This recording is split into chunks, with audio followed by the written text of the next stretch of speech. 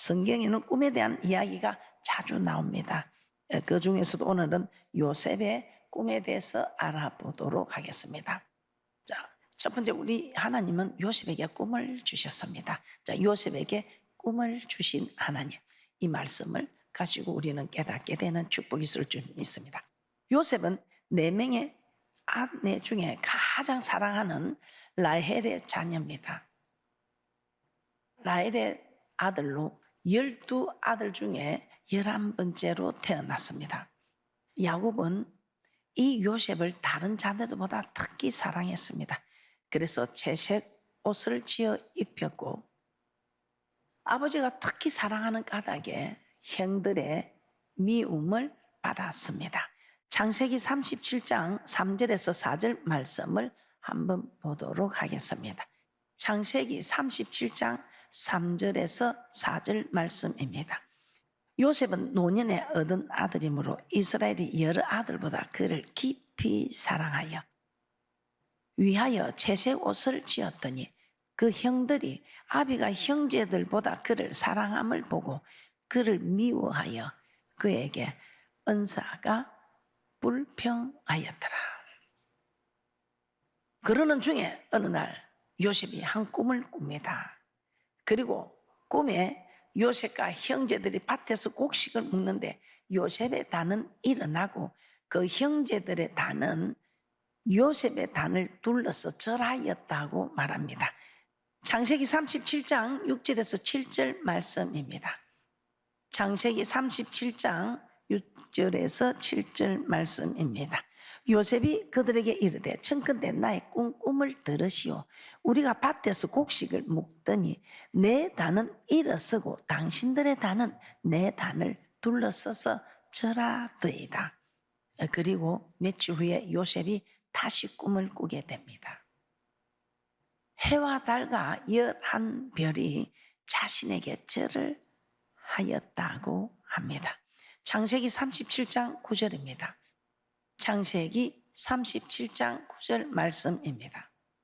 요셉이 다시 꿈을 꾸고 그 형들에게 고하여 가로되 내가 또 꿈을 꾼적 해와 달과 11별이 내게 절하더이다 아니라. 요셉이 꾼 꿈은 하나님께서 장차 요셉을 애굽의 총리로 세우고 야곱과 그의 형제들을 구하실 것을 보여주신 것입니다.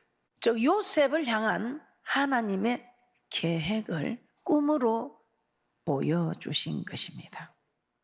이렇게 하나님은 벌써 요셉을 어떻게 사용하실지 계획하셨고 그 계획대로 하나님은 요셉을 인도해 가신 것입니다. 성경의 인물에 하나님이 계획하심을 따라 부르는 인물들이 기록되어 있습니다. 우리의 믿음의 조상 아브라함을 부를 때도 하나님께서는 거기에 먼저 앞으로 아브라함을 어떻게 쓰실지 말씀해 주셨습니다. 창세기 12장 1절에서 3절 말씀을 한번 보겠습니다. 여호와께서 아브라함에게 이르시되 너는 너의 본토 친척 아비 집을 떠나 내가 내게 지시할 땅으로 가라. 내가 너로 큰 민족을 이루고 내게 복을 주어 내 이름을 장대케 하리니 너는 복의 근원이 될지라. 너를 축복하는 자에게는 내가 복을 내리고 너를 저주하는 자에게는 내가 저주하리니 땅의 모든 족속이 너를 인하여 복을 얻을 것이니라 하시니라. 하나님은 아브라함을 장차 복의 근원이 되게 하시려는 꿈과 계획을 가지고 계셨습니다. 그리고 그 계획을 이루시기 위해서 하나님은 아브라함을 부르시고 인도해 가셨던 것입니다. 다윗도 마찬가지입니다. 하나님 다윗이 왕이 되기도 전에 사무엘 선지자를 보내 그 머리에 기름을 부어 이스라엘의 왕이 될 것을 예표해 주셨습니다. 사무엘상 16장 13절 말씀 한번 보겠습니다. 사무엘상 16장 13절 말씀입니다. 사무엘이 기름 불을 취하여 그 형제 중에서 그에게 부었더니 이날 이후로 다윗이 여호와의 신에게 크게 감동되니라. 사무엘이 떠나서 라마로 가니라. 하나님께서는 다윗을 세우기 위하여 사무엘을 보내서 기름을 부었던 것입니다. 베드로는 어떻습니까? 누가복음 5장 10절입니다. 베드로는 우리 하나님께서 베드로를 제자로 부르실 때 예수님은 베드로에게 이제 이후로는 사람 낚는 사람이 되라고 하십니다. 지금은 고기를 잡는 어부지만 우리 하나님께서 이렇게 우리 모두 각자에게 꿈으로 주시고 말씀으로 찾아오시기도 하고 오늘 이 베드로처럼 직접 찾아오셔서 이렇게 말씀하기도 하셨습니다. 누가복음 5장 10절입니다. 누가복음 5장 10절입니다. 세베대의 아들로서 시몬의 동업자인 야고보와 요한도 놀랐습니다. 예수께서 시몬에게 일러 가라사대 무서워 말라. 이제 후로는 내가 사람을 취하리라 하시니. 예수님 베드로를 찾아와서 밤새도록 낚아도 아무 소득이 없는 베드로에게 깊은 데로 가서 그물을 내리라고 했을 때 이 베드로 밤새도록 고기를 잡아서 잡힌 것이 없었지만 말씀에 의지하여 그물을 던졌을 때에 참으로 동무배까지 불러야 할 정도의 많은 고기가 잡혔던 것입니다. 이 일로 인해서 선생이 하던 베드로는 주여 저는 죄인이로소이다.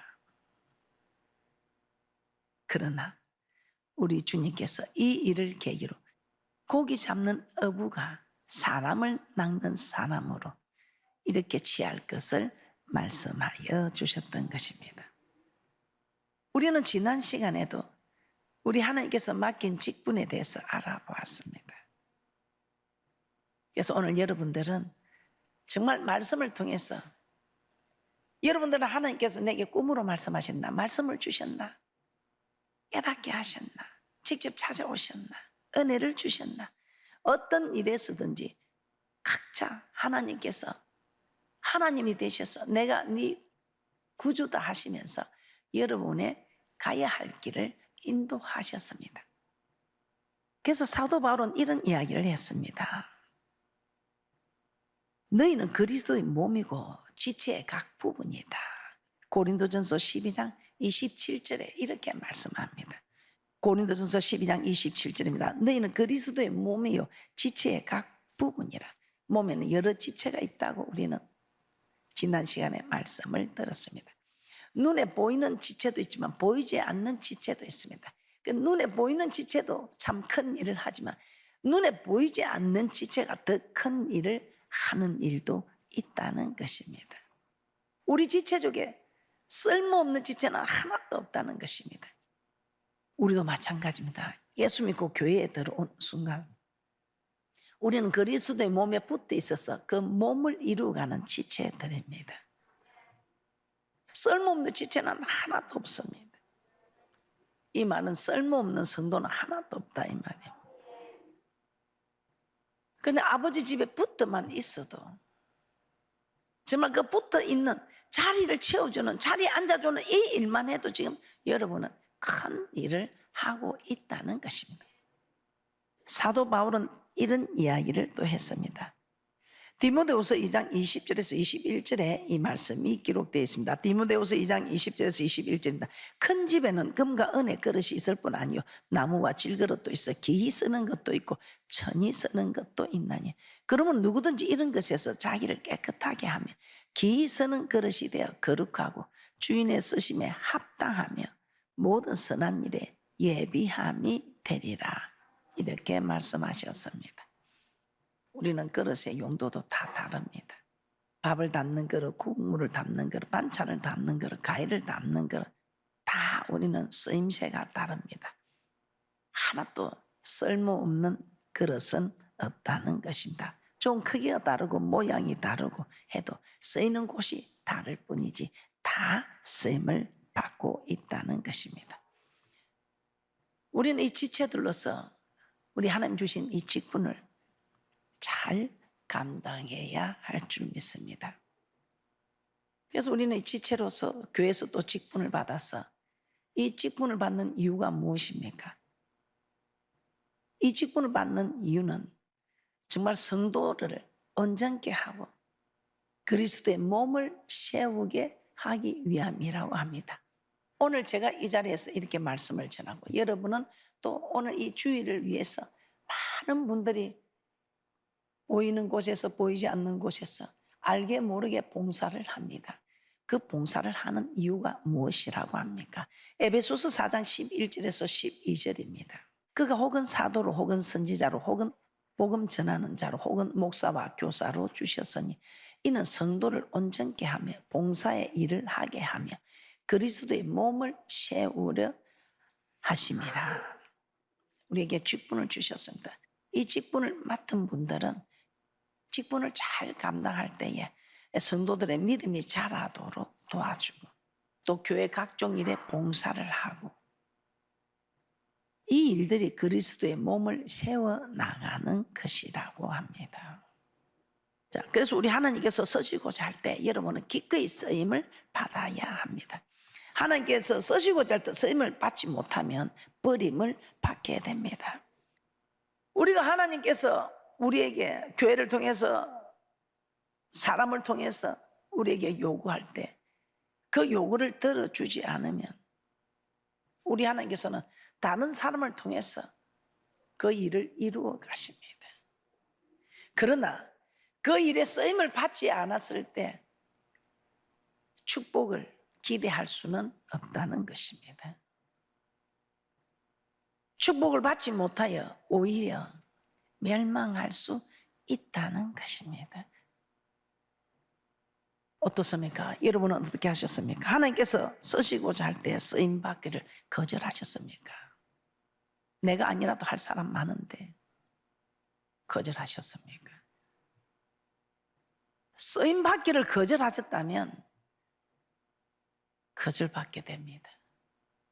버림받게 됩니다. 이제부터는 여러분 정말 말씀을 제대로 깨달으셨다면 교회에서 요구할 때에 주의 종이 요구할 때에 성도님들 중에도 요구할 때에 여러분이 감당할 수 없는 거 요구하면 안 되죠. 그래도 내가 조금만 힘을 쓰면 감당할 수 있다 싶을 때는 여러분들은 그 요구에 응해야 버림을 받지 않습니다. 여러분은 어떻습니까? 이제부터는 어떤 일이 있어도 교회가 이렇다 저렇다 말하면 여러분들이 거절할 형편이 안 되면 응답하시기 바랍니다. 다윗은 성전 건축을 위해서 자신의 모든 재물을 다 모아서 주님께 드립니다. 그때 그 고백이 참 대단합니다. 역대상 29장 14절입니다. 나와 나의 백성이 무엇이간데 이처럼 즐거운 마음으로 드릴 힘이 있었나이까. 모든 것이 주께로 말미암아 싸우니 우리가 주의 손에서 받은 것으로 주께 드렸을 뿐이니이다. 지금 내가 가지고 있는 직장, 사업장, 시간, 건강, 물질, 내 목숨까지도 하나님께서 다 주신 것이다. 내 것이 하나도 없습니다. 하나님께서 주신 것을 하나님께서 쓰시고자 할 때 드리는 것, 잘하는 것이 아니라 마땅한 일이라는 것입니다. 그래서 우리는 늘 기도를 하고 해도 아니 주실지라도 원망하지 않겠다는 이는 고백의 사람들이 되면 참 좋겠습니다. 저도 듣고 보기에 좋은데 우리 하나님께서 보시기에 좋지 않겠습니까? 우리가 가진 것 다 주님 것입니다. 주님께서 주신 것이기 때문에 다윗처럼 주님께서 내게 주신 것 주님께 드린 것뿐입니다. 마땅한 일이라고 고백하는 믿음의 고백들이 되시기를 주님의 이름으로 축복합니다. 하나님은 요셉을 통해서 요셉을 어떻게 사용할지를 보여주셨습니다. 우리에게도 분명한 계획이 있습니다.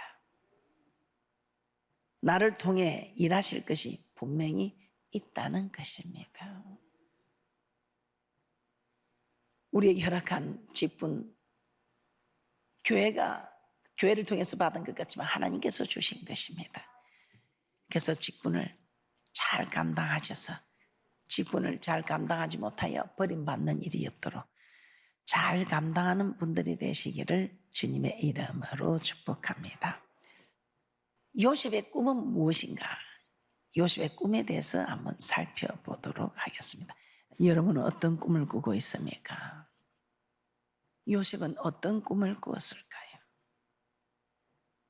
여러분도 요셉처럼 꿈이 있다면 요셉은 그 꿈 때문에 형들의 시기를 받아서 팔려가고 보디발의 집에서 종살이를 했습니다. 그뿐입니까? 그 보디발의 유혹을 물리치고 정말 하나님의 말씀대로 살았는데 그는 감옥에 가고 말았습니다.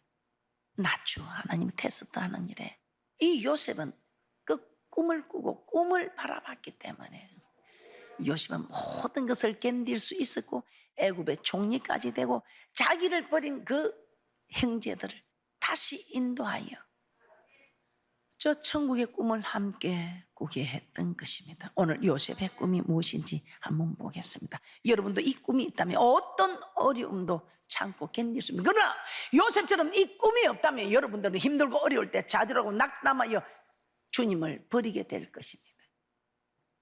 두 번째, 요셉의 꿈에 대해서 살펴보겠습니다. 요셉은 하나님의 꿈을 주셨지만 그 꿈이 무엇을 뜻하는지는 전혀 몰랐습니다. 오히려 꿈 때문에 시기를 받고 애굽의 종으로 팔려가게 되는, 그러나 요셉은 그 꿈을 가졌기 때문에 좌절하지 않고 마침내 애굽의 총리까지 되면서 부를 것이 없이 살았습니다. 그런데 이 요셉은 부를 것이 잘 살았습니다. 그런데 이 요셉이 죽을 때에 이스라엘 자손들에게 부탁하는 것이 있습니다. 하나님께서 앞으로 이스라엘 백성을 애굽에서 가나안을 인도하실 때에 꼭 자기 해골을 메고 올라가도록 맹세하도록 하였습니다. 창세기 50장 25절 말씀입니다.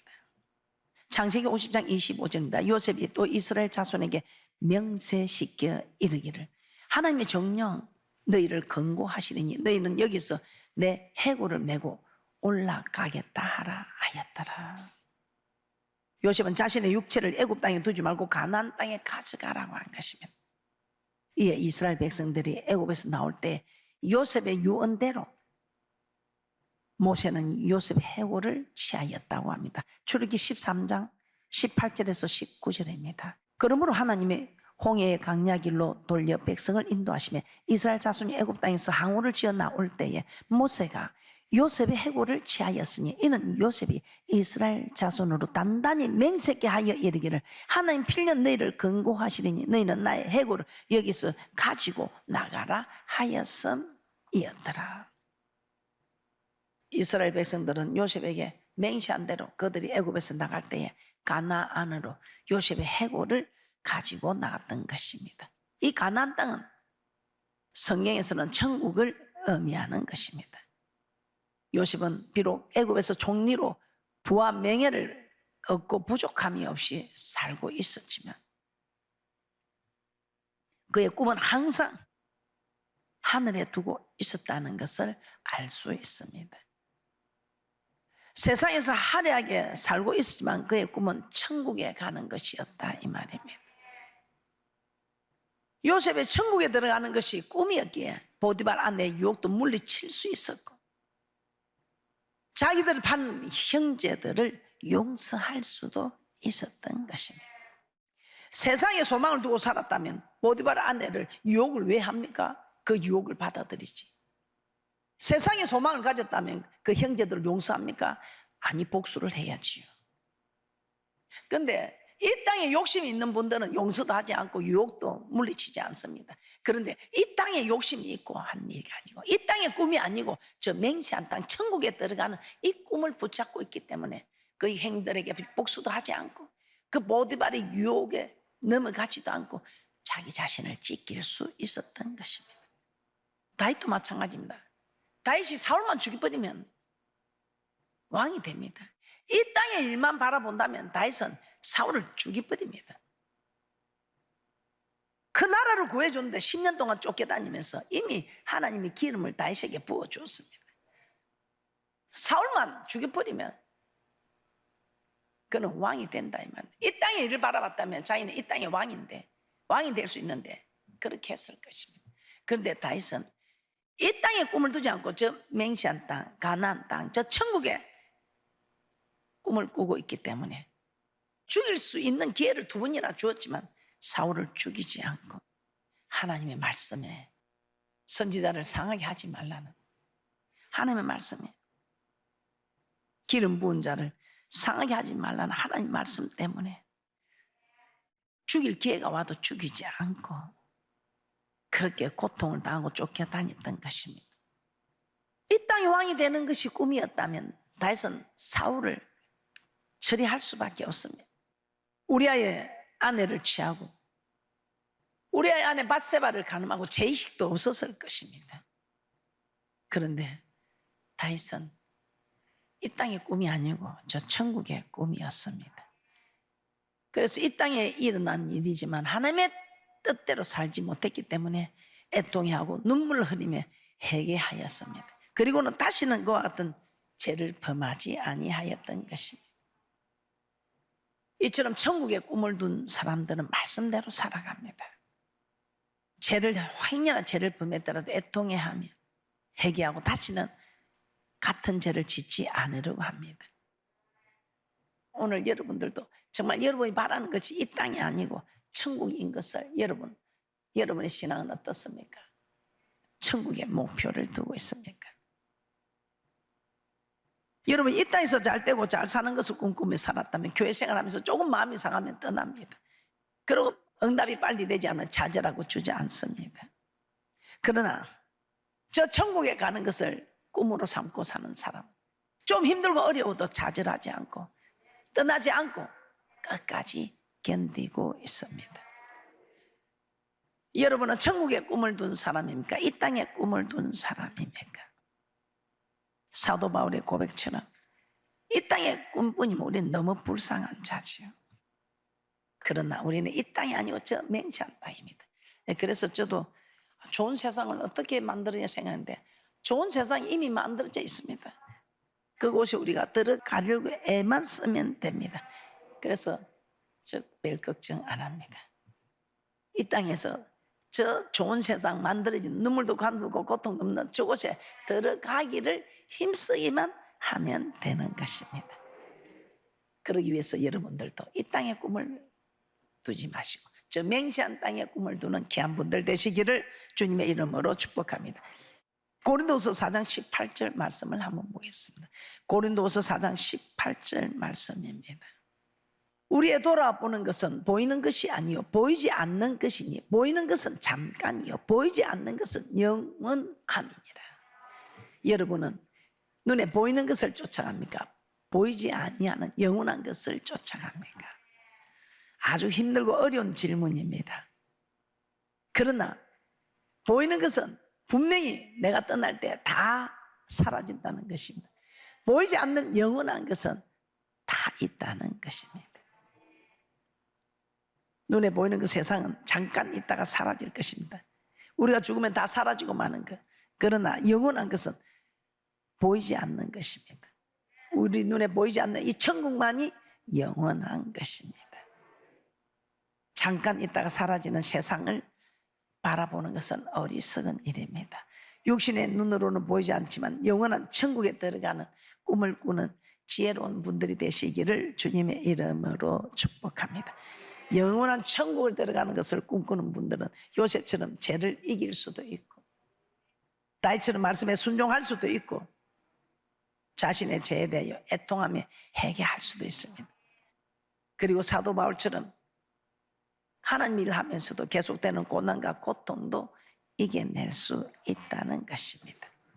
천국의 소망을 두는 천국의 꿈을 꾸는 요셉처럼 다윗처럼 사도 바울처럼 천국의 꿈을 꾸므로 그 모든 것을 넉넉히 이기고 든든히 세워져가는 귀한 분들 되시기를 주님의 이름으로 축복합니다.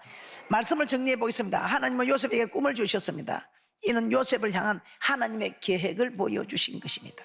하나님은 자신이 택하시고 부르신 사람들에게는 그를 통해 하실 일이 있고 계획을 가지고 계시는 것입니다.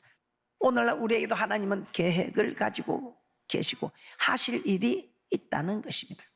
그래서 하나님은 교회에서 직분을 주셨습니다. 직분을 통해 성도를 세우고 교회를 세워 요셉이 애굽의 종리로 있으면서 세상에 소망을 두지 않고 천국에 들어가는 꿈을 가지고 살아간 것처럼 우리도 천국에 들어가는 꿈을 가지고 살아갈 때 죄를 이길 수 있고 말씀에 순종할 수 있고 고난과 고통도 견딜 수 있어서 천국에 들어가는 귀하고 복된 분들이 된다는 것을 기억하시고 천국의 꿈을 꾸는 귀하고 복된 분들 되시기를 주님의 이름으로 축복합니다.